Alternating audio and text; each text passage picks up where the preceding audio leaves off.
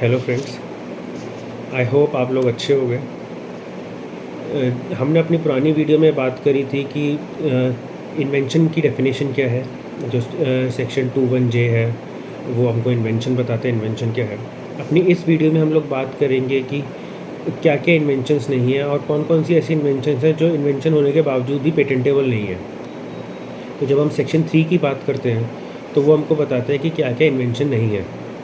15 चीज़ें लिस्टेड हैं सेक्शन 3 में। 15 क्लॉजेस हैं जो ये बताते हैं कि क्या क्या इन्वेंशन नहीं है।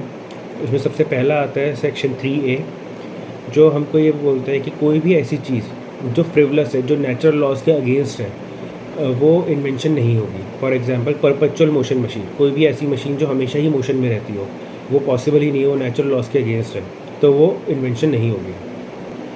सेक्शन 3B ये कहता है कि कोई भी एक ऐसी चीज़ जिसका कमर्शियल एक्सप्लॉयटेशन पब्लिक मॉरलिटी के अगेंस्ट है। For example gambling machine, again क्योंकि वो पब्लिक मॉरलिटी के अगेंस्ट है, गैम्बल करना is not a good thing, तो वो जो है आपका इन्वेंशन नहीं है। थर्ड चीज़ जो सेक्शन 3C है वो ये कहता है कोई भी एक ऐसी चीज़ जो जिसकी सिर्फ एक डिस्कवरी हुई हो। फॉर एग्जांपल आपने एक नई ब्रीड किसी कैट की या किसी डॉग की नई ब्रीड आपने जो है खोजी है, कहीं आप जा रहे हो, आपको नया नया एलिमेंट मिल गया जो नेचुरली प्रेजेंट था, पर आपने उसको सिर्फ डिस्कवर करा है, तो वो भी इन्वेंशन में कैलकुलेट नहीं होगा। सेक्शन 3D बहुत इंपॉर्टेंट है। इसका एक आपका लैंडमार्क जजमेंट है, Novartis versus union of India, जिसको हम अपनी किसी और वीडियो में डिस्कस करेंगे। उसके अंदर सुप्रीम कोर्ट ने सेक्शन 3D के इम्पोर्टेंस को बताया था। जनरली सेक्शन 3D फार्मास्यूटिकल्स में यूज़ होता है। तो सेक्शन 3D ये कहते हैं किसी भी नई फॉर्म, कोई भी नॉन सब्सटेंस था उसका कोई नया फॉर्म, जैसे आइसोमर्स, आइसोटोप्स, आपने जो है वो कर बनाया है, तो वो भी पेटेंटेबल नहीं है। रीज़न भी कि वो भी इन्वेंशन नहीं है। कंपाउंड ऑलरेडी नोन था, आपने बस उसका एक नया फॉर्म बनाया है, तो वो पेटेंटेबल नहीं है। सेक्शन 3E कोई भी एक ऐसी चीज़ जिसका आपने सिर्फ एक एडमिक्सचर करके, कोई दो चीज़ें हैं आपने उनको मिक्स करके जिससे थोड़ी सी उनकी प्रॉपर्टी एग्रीगेट हो गई हो, वो या फिर कोई ऐसा प्रोसेस जिन दो प्रोसेस को मिला के, जैसे आपने बाइलेयर टैबलेट्स बना दी, तो बाइलेयर टैबलेट्स बनाने से आपका दो अलग अलग कंपाउंड्स थे और आपने उन दोनों को मिला के एक टैबलेट बना दी कि that it would help in curing 2 disease at the same time, तो वो भी पेटेंटेबल नहीं है, क्योंकि उन दोनों कंपाउंड्स की अपनी अलग अलग प्रॉपर्टीज़ हैं, तो वो भी पेटेंटेबल नहीं है। वो सेक्शन 3E के अंडर आता है। सेक्शन 3F की जब हम बात करते हैं तो 3E और 3F ऑलमोस्ट सिमिलर से ही हैं। 3E बात करता था एडमिक्सचर्स की, मिक्सचर्स की, और 3F बात करता है अरेंजमेंट रीअरेंजमेंट की। अगर आपके कई सारे कंपोनेंट्स हैं, इंजीनियरिंग जो लोग हैं उनको ज़्यादा अच्छे समझ में आएगा कि अगर अलग अलग आपके कई सारे कंपोनेंट्स हैं और आपने उनको कंबाइन करके एक पर्टिकुलर सिस्टम बना दिया, पर वो कंपोनेंट्स जो हैं अपने आप में अलग अलग इंडिविजुअली फंक्शन कर रहे हैं, वो एक दूसरे के ऊपर डिपेंड नहीं है, इंडिपेंडेंटली फंक्शन कर रहे हैं, तो वो भी आपका इन्वेंशन नहीं है, क्योंकि वो कंपोनेंट्स अपनी अपनी खुद की प्रॉपर्टीज़ पे ही डिपेंडेंट हैं। जब हम बात करते हैं G की, 3G ओमिट कर दिया गया है। 3H जो है मेथड ऑफ एग्रीकल्चर और हॉर्टिकल्चर है, कोई भी खेती करने का, या ornamental plants, horticulture is ornamental plants and all, तो अगर आपका एग्रीकल्चर और हॉर्टिकल्चर के जो टेक्निक्स हैं वो भी पेटेंटेबल नहीं है। जब हम बात करते हैं 3I की, तो एनी प्रोसेस फॉर मेडिकल और सर्जिकल, क्यूरेटिव, प्रोफिलेक्टिक और other treatment of human beings और any process for a similar treatment of animals. तो कोई भी आपका ट्रीटमेंट से रिलेटेड है, मेडिकल ट्रीटमेंट से रिलेटेड है, जो किसी को डिजीज़ फ्री, चाहे वो प्लांट्स हो, चाहे एनिमल्स हो, या फिर ह्यूमन बींग्स हो, तो वो जो है आप कोई भी लिविंग ऑर्गेनिज्म हो, उसके ट्रीटमेंट के लिए जो प्रोसेस यूज़ करा गया है या मेथड यूज़ करा गया है, वो भी पेटेंटेबल नहीं है। सेक्शन 3J की जब हम बात करते हैं तो प्लांट्स या फिर एनिमल्स, कोई भी ऐसा जो आपने प्लांट बनाया हो या एनिमल बनाया हो, वो भी पेटेंटेबल नहीं है।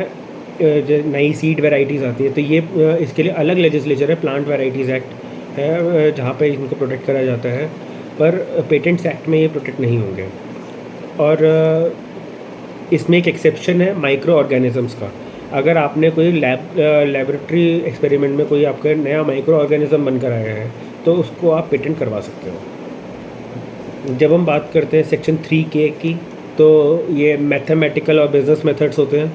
तो अगेन मैथमेटिकल और बिजनेस मेथड्स, कोई आपने यूनिक का आपने बिजनेस मेथड आपने बनाया है तो वो भी पेटेंटेबल नहीं है। या फिर कंप्यूटर प्रोग्राम पर से, कंप्यूटर प्रोग्राम पर से का मतलब है कि कंप्यूटर इंस्ट्रक्शंस, कंप्यूटर सॉफ्टवेयर्स या फिर एल्गोरिदम्स, ये सारे भी पेटेंटेबल नहीं हैं।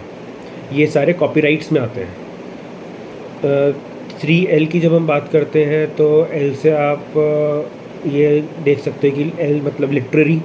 तो अगेन कॉपीराइटेबल सब्जेक्ट, आपका लिटरेरी, ड्रामेटिक, म्यूज़िकल और आर्टिस्टिक वर्क्स जो होते हैं वो भी पेटेंटेबल नहीं होते। सिनेमाटोग्राफी है, मोशन फिल्म्स हैं, again they are the subject matter of copyright. जब हम बात करते हैं 3M की, तो मेथड ऑफ प्लेइंग गेम्स या मेयर स्कीम और rule of performing a mental act. तो फॉर एग्जांपल आपने जो है चेस खेलने का कोई आपने नया रूल निकाला या आपका एक यूनिक स्टाइल है चेस खेलने का, तो आप उसको पेटेंट नहीं करवा सकते बिकॉज वो 3M में लाई करेगा। एक वो मेथड है, मेथड ऑफ प्लेइंग गेम है, उसको आप नहीं पेटेंट करवाओगे। 3N है a presentation of information, again a copyrightable subject. कोई भी आपकी इन्फॉर्मेशन है उसको आपने कैसे प्रेजेंट करा है वो पेटेंट नहीं होगी, it's a copyrightable subject. Topography of integrated circuits, इसके लिए अलग से integrated circuits and layout design act है जिसके अंदर ये प्रोटेक्ट होता है। इट्स अगेन जो आपके ICs की ICs की टॉपोग्राफी होती है, प्लेसमेंट्स होते हैं ICs में, वो जो है आपके पेटेंटेबल नहीं है। Last is 3P, again a very important and अभी रिसेंटली आप लोगों ने देखा भी होगा, ट्रेडिशनल नॉलेज डिजिटल लाइब्रेरी जो थी वो it's the only library in the world, और वो इंडिया की लाइब्रेरी है जिसका एक्सेस कुछ और फॉरेन पेटेंट ऑफिस को भी है, European patent office, American patent office को भी है, जिसको गवर्नमेंट ने लाइव करा है फॉर द पब्लिक ऑल्सो। तो जो 3P है that talks about the traditional knowledge. तो कोई भी आपकी ट्रेडिशनल नॉलेज है वो पेटेंटेबल नहीं है। इसका एक बहुत ही फेमस केस है, US का केस है हल्दी वाला, जहाँ पर हल्दी की प्रॉपर्टीज़ को पेटेंट करवाने की कोशिश करी गई थी, 90s की बात है। और उसके जब वो टर्मरिक की हल्दी की प्रॉपर्टीज़ को जब पेटेंट करवाया गया था तो उसके बाद ही ये traditional knowledge digital library force में आई थी। ट्रेडिशनल नॉलेज डिजिटल लाइब्रेरी बनाई गई थी और कई सारे उसके बाद केसेस निकले जिसमें कि इंडियन ट्रेडिशनल नॉलेज को फॉरेन कंट्रीज़ में, फॉरेन पेटेंट ऑफिस में पेटेंट करवाने की कोशिश करी गई थी और उन पेटेंट्स को फिर रिवोक करवाया गया।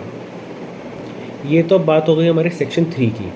अब जब हम सेक्शन 4 की बात करते हैं तो सेक्शन 4 ये बताता है कि कोई भी ऐसी इन्वेंशन जो कि section 20 sub section 1 of atomic energy act में लाया करती है वो भी पेटेंटेबल नहीं है, क्योंकि वो डिफेंस से रिलेटेड इन्वेंशन हो गई।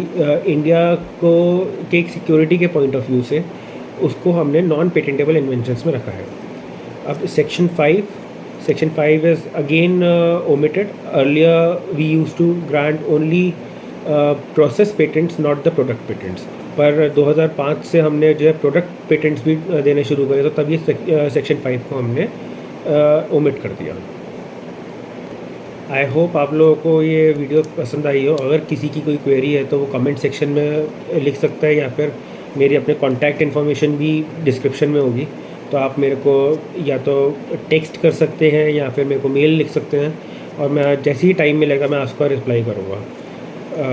अगर आपको ये वीडियो पसंद आई हो तो प्लीज़ लाइक करिएगा, शेयर करिएगा वीडियो और मेरे चैनल को सब्सक्राइब करिएगा जिससे कि मैं और वीडियोस डाल पाऊँ और अपनी नॉलेज को और शेयर कर पाऊँ।